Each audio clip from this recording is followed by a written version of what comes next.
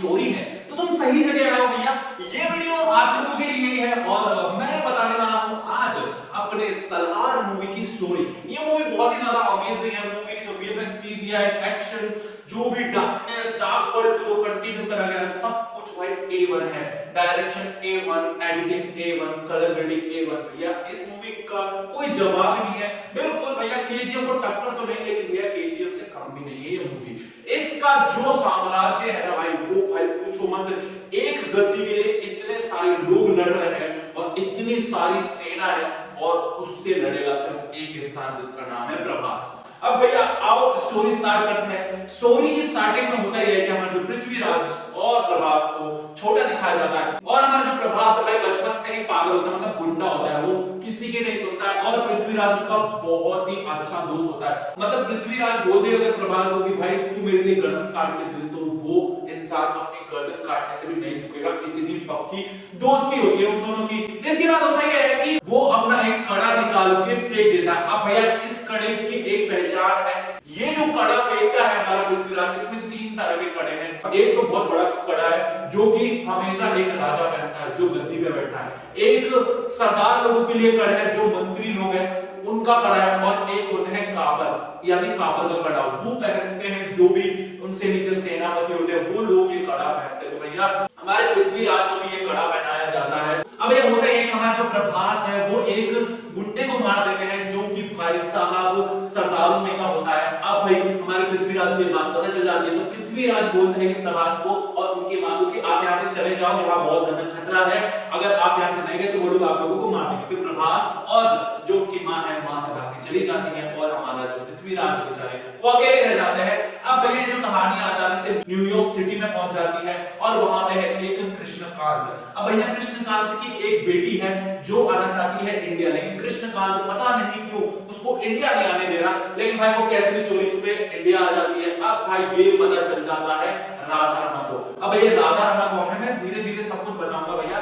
इस सलाह का जो स्टोरी एक्सप्लेनेशन का तरीका है ना भाई, बहुत ही ज्यादा माइंडेड है। तो भैया दिमाग लगा के देखोगे तभी ये मूवी समझ में आएगी। तो भैया राधा रमा को पता चल जाता है, तो राधा रमा गुंडी है, उसको उसकी बेटी चाहिए, क्योंकि कृष्णकांत ने कुछ तो लफड़ा कर दिया था, और कृष्णकांत न्यूयॉर्क में बैठा है, लेकिन उसकी बेटी इंडिया आ गई है। अब भैया सारे मतलब Odisha, west, east, west, north, south जितने भी इन लोगों के गुंडे हैं उन सबको पता चल जाता है कि उसकी बेटी यहाँ पे आई है। अब भैया कृष्णकांत तो फोन लगाता है एक आदमी को, वो बोलता है कि मेरी बेटी को प्रभास के पास ले जाओ, ये लड़की सिर्फ वहीं जिंदा रह सकती है। भैया प्रभास के घर में एंट्री दिला देते हैं वो मास्टर बना के, मतलब वो इंग्लिश टीचर बनाएंगे, क्योंकि उसको इंग्लिश तो आती है, तो इंग्लिश पढ़ाने में क्या ही मतलब उसको परेशानी आएगी। तो भैया ये लोग चले जाते हैं, और फिर हमारा जो प्रभास है वो मैकेनिक रहता है। वो भाई इतने भोले भाले रहते हैं, इतने भोले भाले बन के रहते हैं अपनी माँ की कसम की वजह से, क्योंकि उनकी माँ ने बोल दिया था कि तू आज के बाद, जब उन्होंने उस बंदे को मार दिया था उस पहलवान को, तो आज के बाद तू किसी पे हाथ नहीं उठाएगा,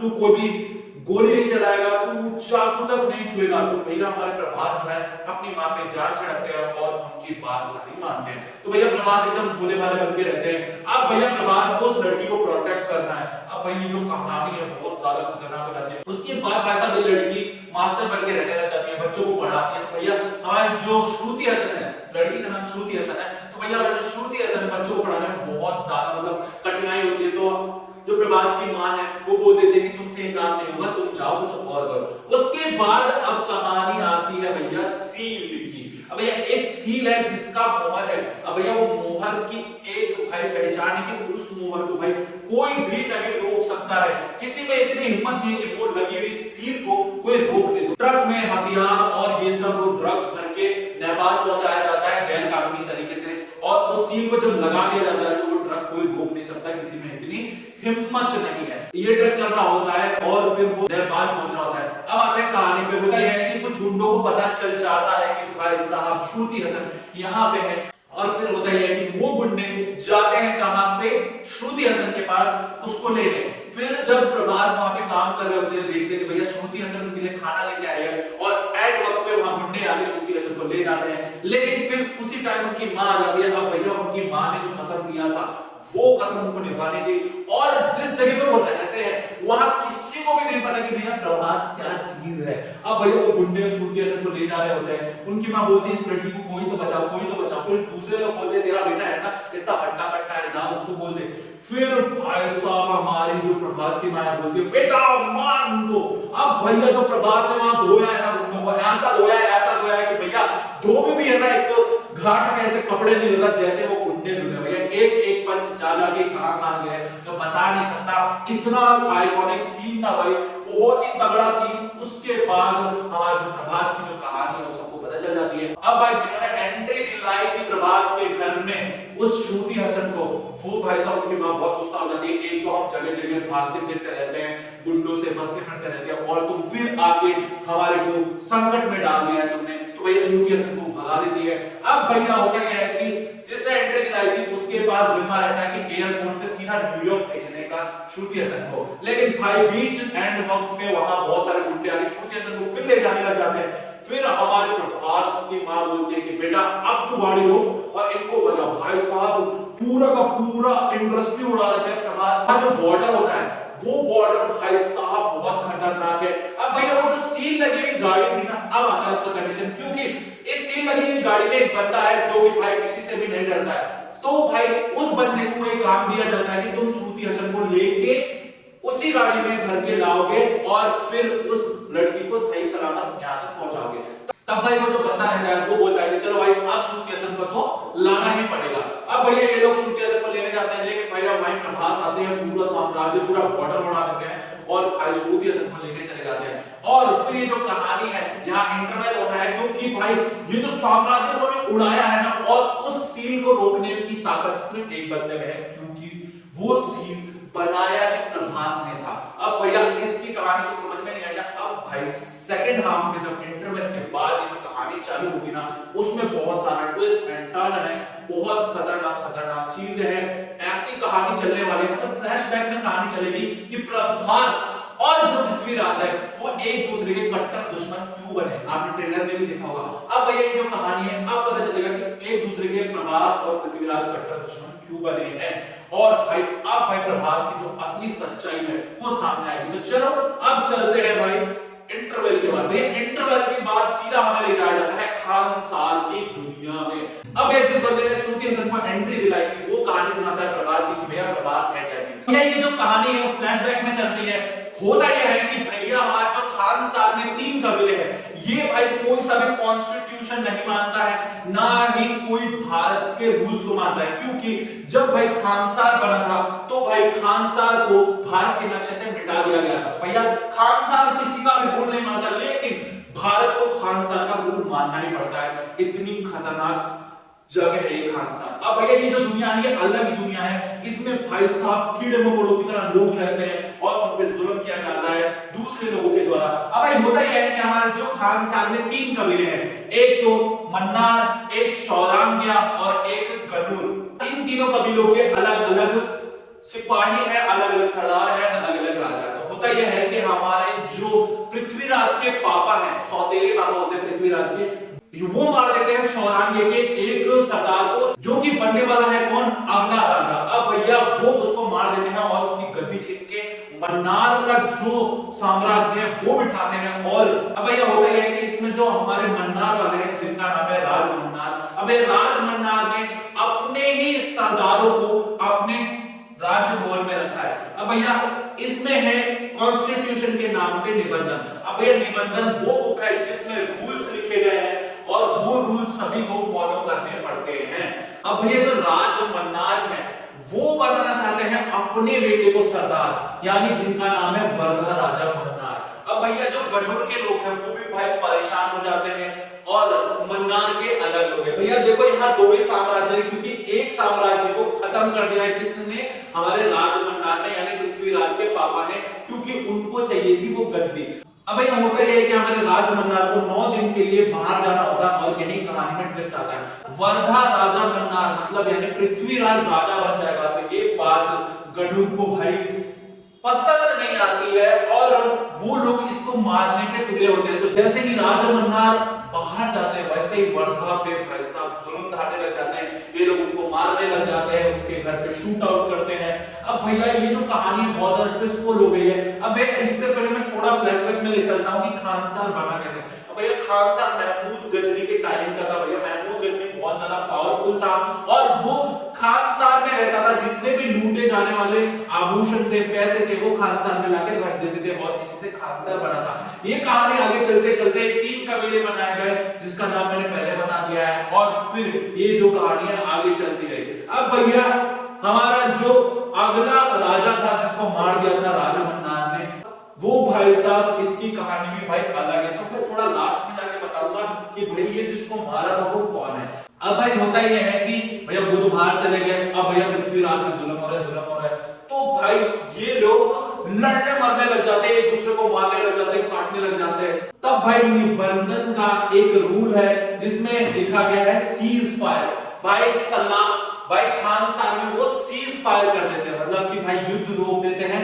अब भाई हमारे जो गरुड़ा है, अब भाई गरुड़ा की भी एंट्री बाकी थी, अब भाई हमारे जो गरुड़ा है उनको इस चीज से भाई साहब बहुत गुस्सा आता है, क्योंकि वो कन्नूर के साइड से है, उनको इस चीज से बहुत गुस्सा आता है और वो बोलते हैं कि निबंधन में एक और रूल है कि जिसकी सबसे ज्यादा वोटिंग होगी उसमें भाई साहब सीज फायर रुकवा दिया जाएगा और फिर से युद्ध चालू हो जाएगा। अब भाई होता यह है कि ये लोगों को एक आदेश दिया जाता है कि जाओ अपनी एक टीम बनाओ, तो कोई भाई साहब चाइना से फौजी लाता है, कोई भाई साहब यूक्रेन से लाता है, कोई भाई रशिया से लाता है, अलग अलग देश से सब अपनी अपनी सेना लेके आए होते हैं कि भाई जिसकी जितनी पावरफुल सेना उसकी राजगद्दी। अब भैया ये राजगद्दी के लिए इतनी सारी लड़ाइयां हो रही हैं, तो भैया हमारे पृथ्वीराज को भी अब सेना चाहिए, पृथ्वीराज के पास तो कोई सेना है नहीं, तो भैया पृथ्वीराज जाते हैं अपने सलार के पास। सलार मतलब वो सिपाही जो कि भाई साहब अच्छे से सबकी बजा देता है मैदान जंग में। अब भैया हमारे जो प्रभास है यानी कि देवा, अब भैया देवा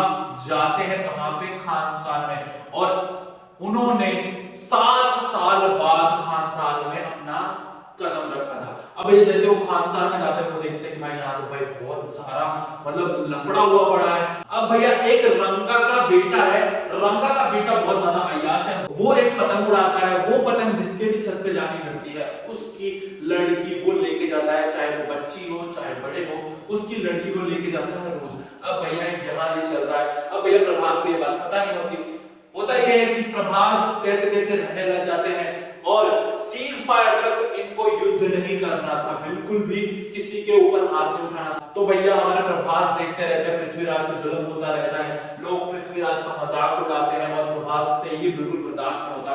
भैया प्रभास तो ये चाहते हैं कि कब हमारा पृथ्वीराज उनको छूट दे और सबको मैं काटूं अच्छे से, लेकिन क्योंकि आए हुए इसलिए होते हैं। अब भैया जो पृथ्वीराज के पास कुछ दोस्त हैं वो बोलते हैं भाई ये अकेला बंदा क्या कर लेगा, ये भाई साहब आर्मी इतनी सारी है और ये अकेला बंदा अब होगा क्या। तो फिर होता ही है कि हमारे जो प्रभास है कैसे कैसे सहने होते सब कुछ।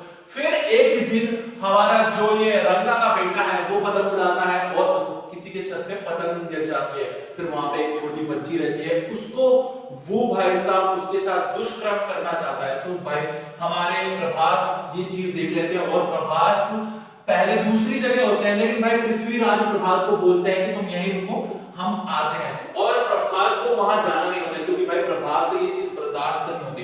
अब भाई वहां जब पहुंचते तो देखते हैं भाई ये लड़का तो जुल्म कर रहा है और कोई नहीं रोक रहा, पृथ्वीराज भी खड़ा है। फिर भाई प्रभास से रुका नहीं जाता और प्रभास ने वो तबाही मचाई है, वो काटा है लोगों को वहां पे, वो काटा है वो काटा है कि भाई पूछो मत। और जो वो आदमी है उसके यमा रॉड घुसा के इधर से निकाली है। उसके बाद वहां पे जो काली माता वाला सीन है, क्योंकि वो बच्ची उससे पहले काली माता को नमन करती कि प्लीज ये जो हो रहा है हमारे साथ ये रोक दीजिए।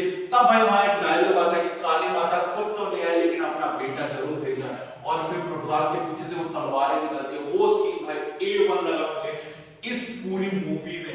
अब भाई होता यह है कि रंगा को पता चल जाता है, क्योंकि रंगा चाहता है कि वोटिंग के बाद जो मेरा बेटा है वो उस राजगद्दी को संभाले।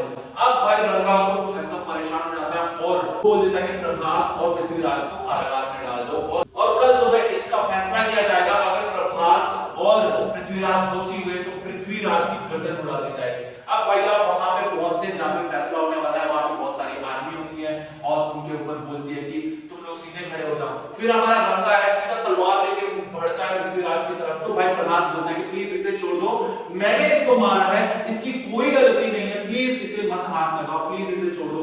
भाई प्रभास पढ़ती हुई प्रभास थप्पड़ भी खाते हैं अपने दोस्त के लिए।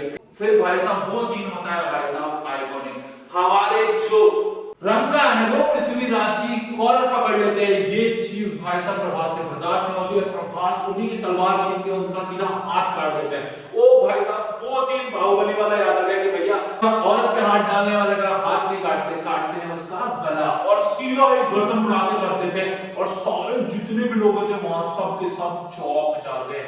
अरे भाई साहब वो सीन भाई बहुत ही ज्यादा खतरनाक, पूछो मत। अब भैया 2 दिन बचे थे वोटिंग को, अब भैया 1 दिन बचा है वोटिंग को, और जब वोटिंग होती है तब बोला जाता है पृथ्वीराज को कि तुम है ना कन्नूर को भाई साहब बिल्कुल वोट नहीं दोगे, क्योंकि कन्नूर चाहते हैं कि सीज फायर हटे और हम युद्ध की तैयारी करें ताकि हमें राजगद्दी मिले, ताकि गरुड़ा जो है वो राजा बन जाए। अब भाई साहब यहाँ पे एक और बंदा है जो कि भाई साहब बहुत खतरनाक पूरा साइको है।